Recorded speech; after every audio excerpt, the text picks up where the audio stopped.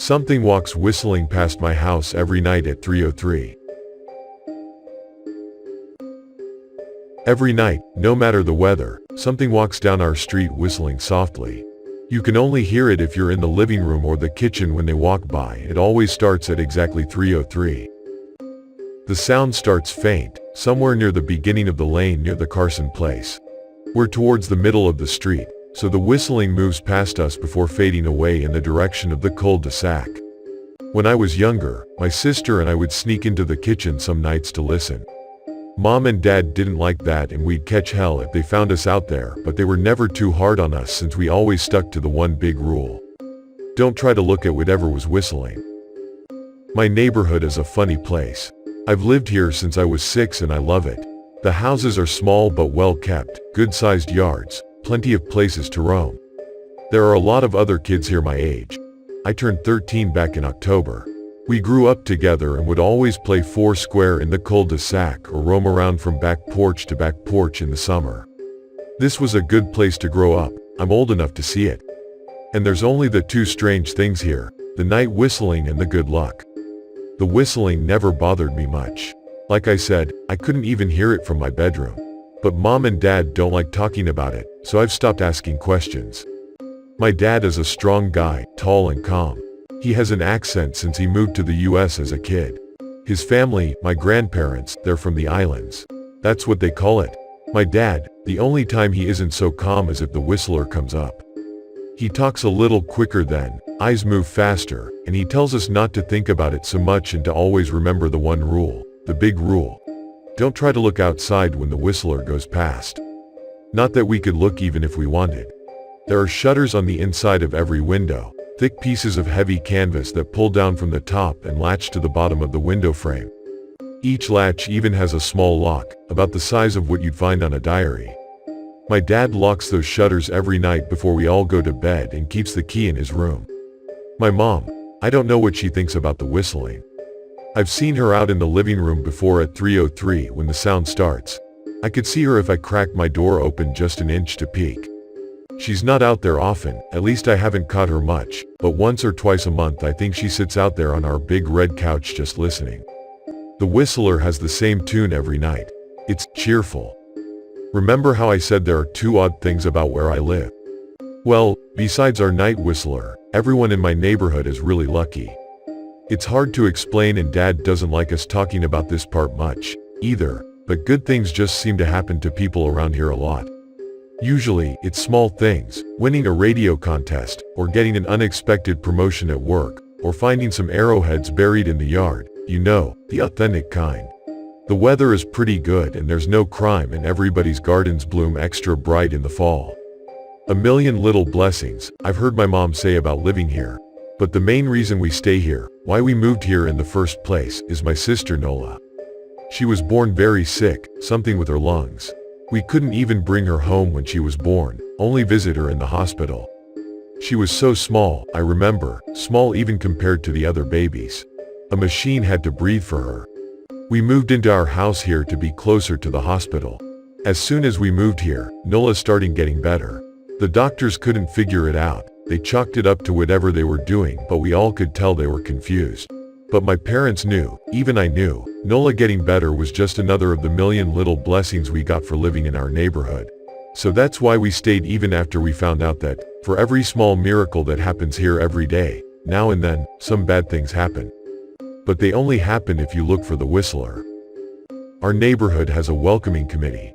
They show up with macaroni casserole and a gift basket and a manila folder whenever someone new moves in. They're very friendly. 4 people showed up when we moved in 7 years ago. The committee made small talk, gave me a Snickers bar, and took turns holding Nola. It was her first week out of the hospital, so they were extra careful. Then the committee asked to speak to my parents in private, so I was sent to my room where I still managed to hear nearly every word. The welcoming committee told my parents about how nice the neighborhood was, really exceptionally, hard to explain kind of nice. And then they told my parents about the even harder to explain whistling that happened every morning at 3:03 and ended at the tick of 3:05. The group, our new neighbors, warned my parents that the whistling was quiet, would never harm or hurt us, as long as we didn't look for what was making the sound. This part they stressed, and I pushed my ear into the door, straining to hear them. People who went looking for the whistler had their luck change, sometimes tragically. A black cloud would hang over anyone that looked. Anything that could go wrong would. The manila envelope the committee brought over contained newspaper clippings, stories about car crashes and ruined lives, public deaths and freak accidents. Not everyone dies, I heard the head of the committee tell my dad. But the life goes out of them. Even if they live, there's no light in them ever again, no presence. My mom, I could tell she wasn't taking it seriously. She kept asking if this was some prank they play on new neighbors. At one point my mom got angry, accused the committee of trying to scare us out of our new home, asked them if they were racist on account of my dad being from the islands. My dad calmed her down, told her he could tell our new neighbors were sincere and they were just trying to help us. He explained that he grew up hearing these kinds of stories from his mom and that he knew there were strange things that walked among us. Some of those strange things were good and some were bad, but most were just different. After the committee left, Dad went out to the hardware store, bought the canvas blinds, the latches, and the locks and installed them on every window in the house after dinner. That first night in our new house, I crept out of my room at 3 a.m. only to find my dad awake sitting on the living room couch, holding my baby sister. My dad held up his finger in a shish motion but patted the couch next to him. I sat and we waited. At exactly 3:03 we heard the whistling. It came and it went just like our neighbor said. The whistling returns each night and we never look and we enjoy our million little blessings every day. Nola breathes on her own and she's grown into a strong, clever girl. My dad even joined the welcoming committee. We don't get new neighbors often, why would anyone want to leave? But when a new family moves in, my dad and the committee bring them macaroni casserole, a gift basket, and the manila folder. I can always tell by the look on my dad's face when he comes back if the family took the committee seriously or if we'd be getting new neighbors again very soon. Not long ago a family moved in directly next to us. The previous owner, Ms. Maddie, passed away at age 105. She'd lived a good, long life. Our new neighbors seemed like they'd fit in just fine. They believed the welcoming committee, took my dad's advice about the locking shutters since they had a young child of their own. Whatever newspaper clippings were in that manila envelope, whatever evidence, my dad never let us see. But I imagine it must have been awfully convincing since our neighbors got along with no issues for the first month. One night, when our new neighbors had to leave town, they sent their son, Holden, to stay with us. He was 12, a year under me in school. I didn't know him well before that night, but as soon as his parents dropped him off after dinner I could tell it was going to be a bad time. Do you know who is always out there whistling every night? Holden asked the moment the adults left the room. The three of us were sitting in the den, some Disney movie playing idly on the television. My sister and I exchanged a glance. We don't talk about that, I said. I think it's that weirdo that lives in the big yellow house on the corner, Holden said. Mr. Tolles? My sister asked. No way, he's really nice. Holden shrugged. Must be a psycho killer, then. Nola tensed. We don't talk about it, I repeated. Let's go in my room and play Nintendo. We spent the next few hours playing games, eating popcorn and then watching movies. A typical sleepover, but I could see Holden was getting antsy. After my parents had wished us a good night, locked the blinds, and gone to bed, Holden stood up from his beanbag and walked over to where Nola and I were sitting on my bed. Have you ever even tried looking? He asked. It's nearly time. Like most sleepovers, we'd conveniently ignored any suggestion of a bedtime. I was shocked to see he was right. It was almost 3 a.m. I sighed. I can't even try to look because my dad locks the blinds every night and hides the key. He continued, ignoring me. So does our dad, said Nola. No, replied Holden. No, he doesn't. You saw him do it, I said, a little sharper than I meant to sound. Holden grinned. Your dad locks the blinds, but he doesn't hide the key. He keeps it right on his normal keychain. So? I asked, worried I already knew what he would say next. Because I had noticed that my dad didn't bother hiding the key anymore after all of these years. Because he knew we took it seriously. So, after your dad locked up but before your parents went to bed, I went to the bathroom. And on my way, I may have peeked into the room, and I may have seen your dad's keychain on his nightstand, and I maybe went and borrowed the key to blinds. Nola and I stared and his grin only grew wider. You're lying, I said. Holden shrugged. You can check if you want. Just open your parents' door and look. You'll see his keychain right there on the nightstand. Stay here, I told both of them. Don't move a muscle. I hurried over to my parents' room but hesitated at the door. If Holden wasn't lying, my dad would be angry. Beyond angry, I was scared thinking about it, but more scared of an open window with the whistler right outside. I opened the door, barely an inch, and looked in, but it was too dark to see. Taking a deep breath, I walked into the room. 2 steps into the dark I froze. The whistling started, and I could hear it clearly from my parents' room. I never realized, but they must have heard the sound every night since we moved into the house. They never told us. I don't think I could have slept through it. I stood there, listening to the whistling come closer, unsure whether I should turn on a light or call out for my dad. Soft sounds from the living room brought me back to reality. "Nola," I yelled, running out of my parents' room. Holden and Nola were standing near the front door next to a window. Holden wasn't lying. I could see him fumbling with the lock on one of the blinds. I heard a click. He did have the key. Holden let out a quick laugh. Nola stood next to him, hunched up, afraid but maybe curious. The whistling was right outside our house now. "I think I made a sound," called out. I can't remember. Time felt frozen, clock hands nailed to the face. But I found myself moving. I'm not fast, I've never been athletic. Somehow, though, I covered the space between myself and Nola in a moment. My eyes were locked on her, but I heard Holden pull the blind all the way down so it could release. I heard the snap of it start to raise, and I heard the whistling just on the other side of the window.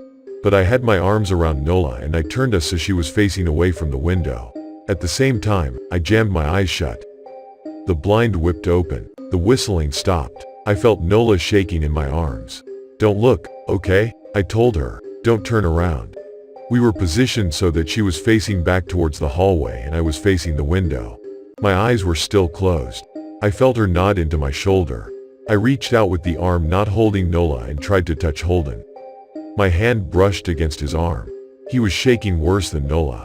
"Holden?" I asked.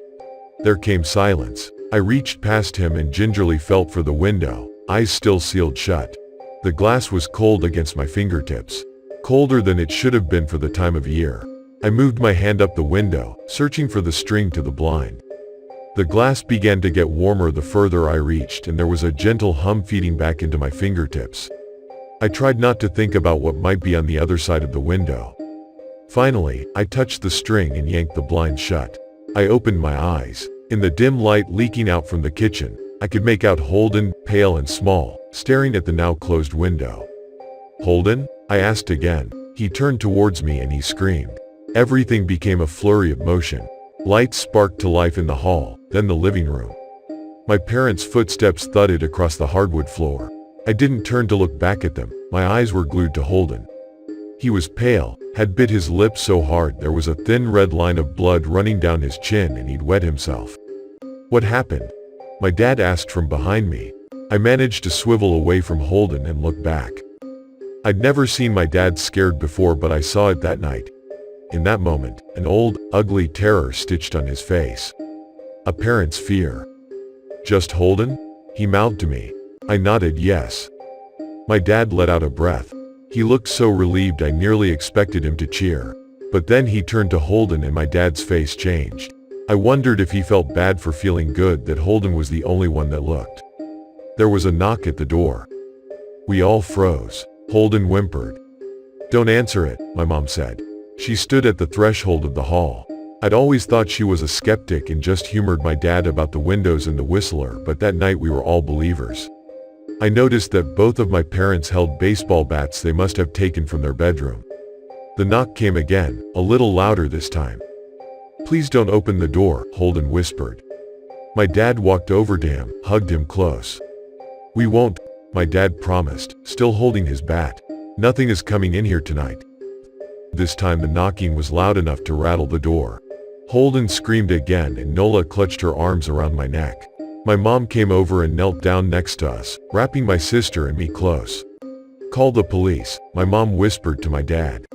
The knocking instantly stopped. My dad looked over his shoulder at us. "Do you think—" He was cut off by frantic knocking that trailed off to a polite tap.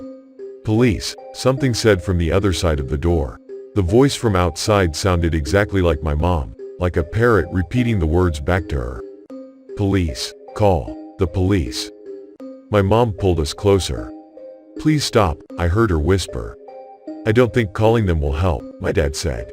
How will we know when they're the ones at the door? The knocking came back harder than before. The door shook. Then it stopped. After a long moment, I heard the knocking again, but it was coming from our back door.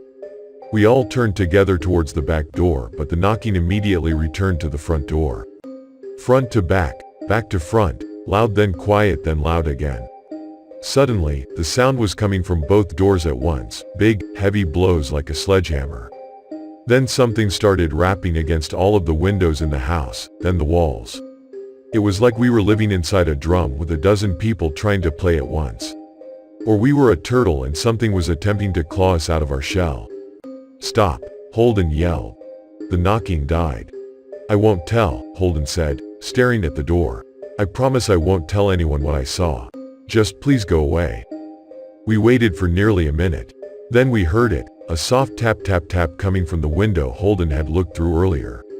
Holden started to cry, sobbing like a prisoner watching gallows being built outside their cell. My dad held him, brushed his hair but never lied to him, never told him things would be okay. The tapping at the window went on for the rest of the night. We huddled together in the living room for I don't know how long. Eventually, my mom tried to take us kids into my room while my dad stayed to watch the door. But the second we moved into my bedroom the knocking came back, so loud it was possible to ignore. I was afraid the door couldn't take it. We went back to the living room and the knocking stopped. Only the tap tap tap on the window remained. None of us slept that night. The tapping stopped around 7 a.m. That's about the time the sun comes up here. We waited another 2 hours before my dad opened the blinds from one window. He made us all go back to my parents' bedroom first. I heard him open the door then come back in. Okay, he told us. It's done. Holden's parents came back around lunchtime. My mom and dad walked Holden over to his house and they all went inside for quite a while. Nola and I watched from the window. She stuck to me the whole day, right at my side, sometimes holding my hand. When my parents came back they looked grim but wouldn't tell us what they said to Holden's family. It was a Sunday so we all spent the day together, ordered pizza and watched movies. That night everyone slept in my room, Nola and my mom in the bed with me, my dad in a chair he'd pulled over. There was no knocking that night or any night since. We didn't see much of Holden or his parents for the rest of that week, but by Thursday there was a moving truck in their driveway. Nola and I watched them packing up the whole afternoon after school. What sticks with me most is how tired Holden and his parents looked. All three had the same pallor, grim mouths and lightless eyes. Even from across the street I could tell something was very wrong. Holden and his family were gone before sunset. I remember what the original welcoming committee said to my parents when we moved in. Not everyone who looks at the whistler dies, but even those that live have the light go out of them and the rest of their lives are full of misfortune. A million little tragedies. I think Holden's parents must have looked, either to comfort him if they didn't believe or share the burden if they did. I watched Nola some days, happy and young and alive, and I wonder if I'd been slower, if she'd looked out the window that night, would I have looked too? To comfort her? To share that burden? I'm glad I don't have to find out. We still live in that house, in that neighborhood. We still hear our whistler walking past every night. The blessings, the luck, the good things here are too good to leave. But we're careful. We don't have friends over to spend the night anymore. And my dad hides the key to the blinds very, very well. Not that I've gone looking. Some things you just don't need to look for.